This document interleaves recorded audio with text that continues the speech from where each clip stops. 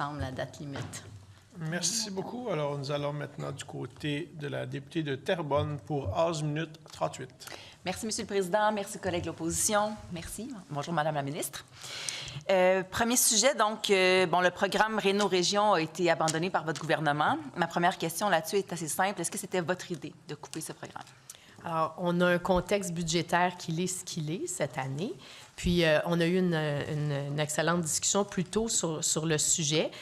Moi, ce que j'ai dit, c'est que je m'engageais à trouver une solution pour faire en sorte que ce programme-là, qui sert, là, je pense que c'était autour de 1000 personnes par année, qu'on trouve des sommes pour aider ces gens-là qui sont parmi les plus vulnérables. Là, Mais donc, c'était votre idée ou l'idée de votre ministère là, de mettre fin à ce programme-là? Les décisions qui se prennent, c'est le gouvernement qui prend les décisions, l'ensemble du gouvernement. Donc pas vous, moi, j'assume que j'ai du travail à faire pour confirmer qu'il y aura des sommes pour qu'on puisse répondre aux demandes, puis on fera les annonces dans les prochaines semaines.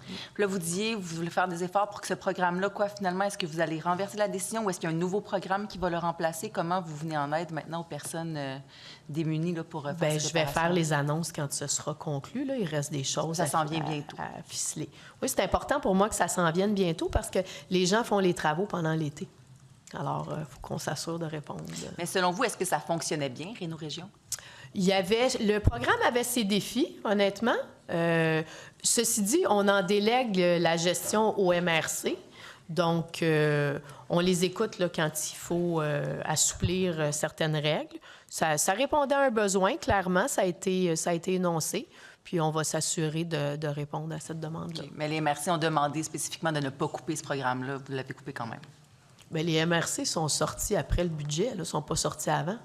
Oui, mais je veux dire, ils ont quand même demandé de ne pas couper ce programme. On peut s'obstiner sur ça. Là. Moi, ce que j'ai dit, puis je l'ai dit il y a déjà plusieurs semaines, on va trouver une solution parce que pour moi, c'est important que les gens les plus vulnérables soient pris en charge. Est-ce qu'il y a des membres de votre gouvernement, des députés de votre gouvernement qui vous ont demandé de reculer par rapport à cette annonce-là? Je sais que dans les oppositions, évidemment, on l'a demandé, mais est-ce qu'il y a des députés de votre gouvernement qui sont allés vous voir pour vous demander de ramener le programme Réno-Région? Bien, plusieurs députés m'ont mentionné que ce que les MRC soutenaient, effectivement, que c'était vrai, puis que ça rendait service à plusieurs citoyens. Alors, je le prends en compte, puis je l'ai dit, là, au risque de me répéter, on va trouver une solution, puis je ferai les annonces dans les prochaines semaines quand on sera prêt. Donc quand vos collègues sont venus vous voir pour vous demander ça, vous avez dit « Ah non, je ne reviendrai pas sur ma décision ». Moi, j'écoute tout le temps quand les gens viennent me voir, puis je suis en mode solution en général. Donc, je suis là pour trouver des solutions. Puis je pense que toute la discussion qu'on a sur le logement depuis tantôt, on voit que j'amène des nouvelles façons de faire, des nouvelles solutions. Puis si Réno-Région faut amener des nouvelles façons de faire, des solutions, je vais en trouver. Très bien. Maintenant, programme d'adaptation de domicile. Je suis allée faire un tour sur le site de la SHQ. Beaucoup de figures de style. Je vais vous lire quelques passages. Premier, il est important de souligner que cette suspension est temporaire et vise, entre autres, à répondre à l'urgence de la crise du logement. J'aimerais ça comprendre, c'est quoi le lien entre permettre aux personnes avec un handicap d'accéder à leur maison et la crise du logement? Bon, écoutez, comme je disais tantôt, c'est pas toujours des chefs-d'œuvre de littérature, là. Je veux pas blâmer qui que ce soit. Moi, c'est important pour moi qu'il y ait de l'argent dans le programme d'adaptation à domicile. Premièrement, on l'a bonifié dans les dernières années, ce programme-là, passé de 15 000 à 50 000 comme aide possible par ménage. C'est des gens qui ont des difficultés déjà assez grandes. Ça n'a pas besoin d'être compliqué sur le reste. Alors, on a rendu le programme plus simple, plus avantageux. Je pense qu'on a peut-être été victime de notre succès un peu. Les demandes sont fortes. Par contre, je suis contente. J'ai eu des sommes dans le budget pour répondre aux demandes qui avaient été présentées, puis qui pourront continuer d'être présentées, puis on refera d'autres demandes budgétaires en temps et lieu. Même le ministre des Finances, là, et tout le monde est très, très sensible au cas des gens vulnérables. Alors, on va s'en occuper. Mais vous dites que vous recevez beaucoup de demandes, mais on voit sur le site, justement, là, un autre mot qui est sur votre site. Pour faire face à l'actuel contexte économique marqué par des contraintes budgétaires et des défis géopolitiques, la SHQ n'acceptera aucune nouvelle demande d'inscription au PAD à compter du 1er avril 2025. Donc là, vous n'en recevez plus de demandes. Là, on va commencer par répondre à ce qu'on a reçu dans les derniers mois. Puis, après ça, s'il y a d'autres demandes, s'il y a une situation d'urgence puis on va essayer d'être agile, puis s'il y a d'autres demandes à faire budgétaires, on les fera en temps et lieu. Mais je On présume... va commencer à répondre à l'arriérage qu'on a, puis après ça, on verra ce qu'il faut faire. Mais je présume que c'est pas tous les Québécoises, Québécois qui sont au courant de cette suspension-là du programme. Il y en a aussi qui ont perdu leur autonomie après le 1er avril. Il y a un numéro de téléphone sur votre site. J'aimerais ça savoir combien il y a d'appels que vous avez reçus après le 1er avril pour avoir accès au programme auquel vous n'avez pas répondu parce que le programme est suspendu. Bien là, évidemment, je vais devoir me tourner, mais je ne suis pas sûre qu'on a cette information-là. On pourra vous la fournir après, là. Le but, c'est de répondre à ce qui a été soumis. Puis après ça, on verra. Là. Mais est-ce que ces personnes-là, vous avez leurs coordonnées pour pouvoir leur signifier que le programme est de retour? Parce que comme il est seulement suspendu, là, quand le programme va être remis... Bien, là, je pense qu'il n'y a personne, il n'y a pas un ministère qui appelle les citoyens. Là. Ça va être sur le site Web quand ça va redevenir disponible. Là. D'accord. Autre sujet, nous, on a proposé l'an dernier un paquet d'idées pour s'attaquer à la crise du logement. Une de ces suggestions-là, notamment, c'était celle d'encourager la conversion d'immeubles gouvernementaux vides en logements. Je sais que cet hiver, là, vous avez annoncé fièrement que vous rendiez disponibles les immeubles vacants du gouvernement grâce au règlement sur l'aliénation d'immeubles pour y développer du logement social abordable ou étudiant. Est-ce que vous avez une liste de ces immeubles-là en date d'aujourd'hui, puis ce qui en est advenu ou quels sont les projets les concernant? Ouais. Bon, on en a parlé un petit peu plus tôt. Là. La liste est sur québec.ca. Il y a plus d'une centaine d'immeubles qui avaient été identifiés comme excédentaires. Là, pour le moment, sur la liste, il y en a 6. Pourquoi une telle attrition là, entre les deux listes? Ouais. Parce qu'il y a vraiment plusieurs critères qui étaient considérés, parce que l'idée non plus, c'était pas juste de domper des actifs excédentaires, puis en bout de ligne, c'est une entrée d'autoroute, c'est un terrain contaminé. Finalement, c'est pas propice au logement. Alors, ça prend un peu plus de temps, mais ça va être populé là, en continu. Donc, ça, c'est pour les actifs excédentaires.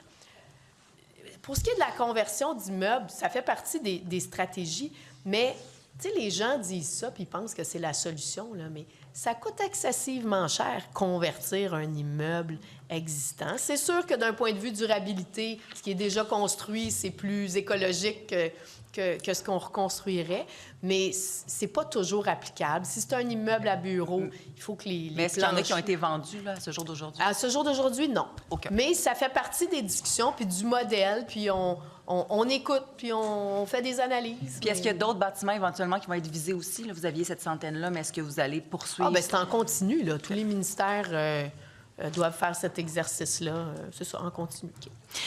Contrôle du prix des loyers, je reconnais que vous avez posé des gestes pour les locataires, c'est vrai. Je pense au moratoire sur les évictions. Non, mais il faut...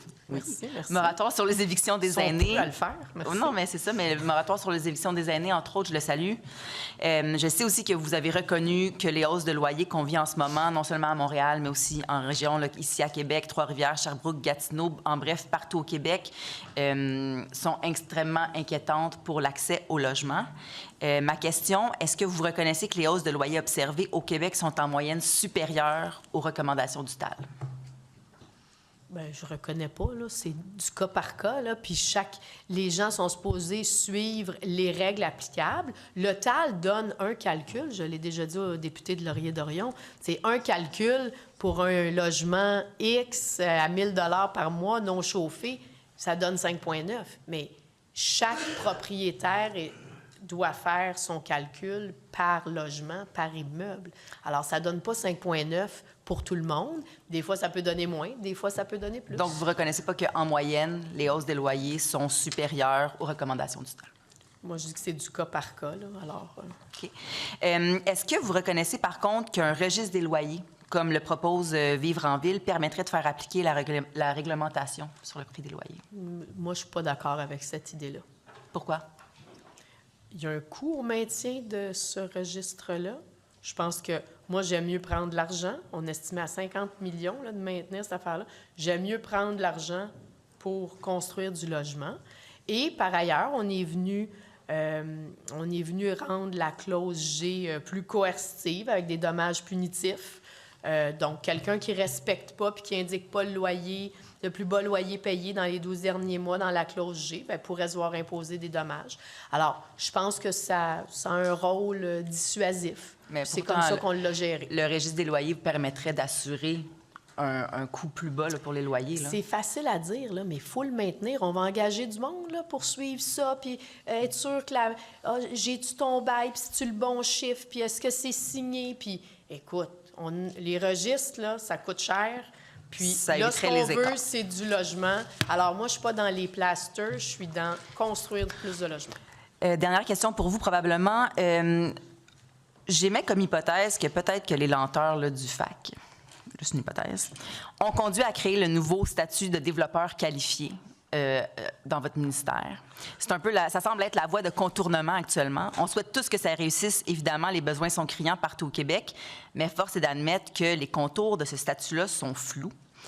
C'est quoi la cible avec cette mise en place-là, le nombre de développeurs qualifiés que vous visez, que vous comptez valider? J'ai pas de cible de développeurs qualifiés. Moi, du monde compétent, capable de livrer, qui ont un bon bilan financier, qui sont solides, qui sont entourés de gens compétents, capables de les aider à livrer, je vais les écouter. C'est quoi les critères pour se qualifier? Bien, ils sont sur le site Web, là, c'est ouvert à tout le monde. Il faut le regarder. Alors, ça prend une expertise en construction, ça prend une expertise en gestion immobilière, ça prend un bilan financier qui est solide, ça prend un conseil d'administration qui est compétent puis avoir une gouvernance qui est aussi qui est solide. Alors, c'est ça. Il y a un ensemble de critères, là, sont sur le site. J'ai une dernière question pour vous. Au niveau du taux d'inoccupation, c'est quoi votre objectif d'ici la fin de votre mandat? Bien, voyons. Ça, c'est pas un objectif, là, le taux d'inoccupation. Le but, c'est d'augmenter l'offre de logement pour que... Il n'y a plus de temps. Alors,